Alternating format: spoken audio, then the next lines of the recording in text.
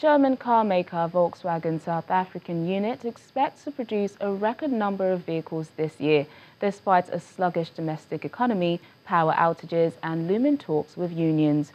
The chairman and managing director says the car maker manufactured over 126,000 vehicles in 2018, but will ramp up output to over 161 vehicles this year, with 108 destined for export.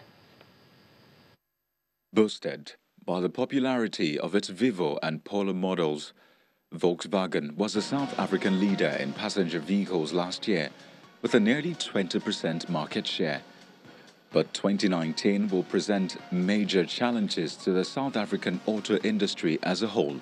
The economy, which slipped into recession last year, is expected to grow by just 1.3% in 2019, according to the World Bank, less than half the global average.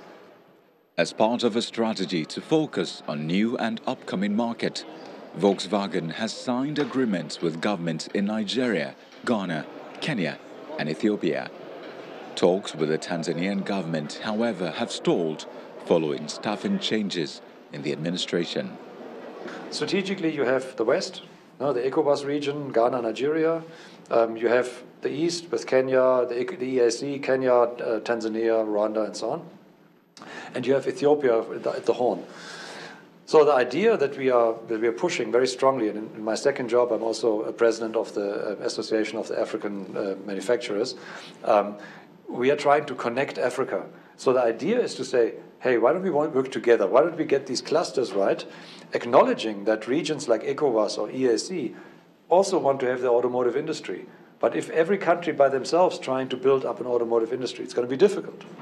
Schaffer says Volkswagen will be tabling a Pan-African Auto Pact idea to the African Union in the next few weeks, in an attempt to connect the various regions in a way that will develop sustainable businesses and have garnered support from the World Economic Forum and the East African community.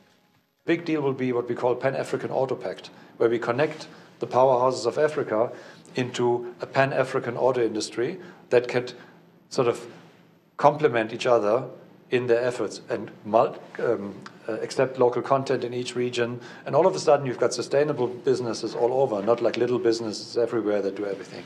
So the idea we bring to the African Union in the next 4 weeks.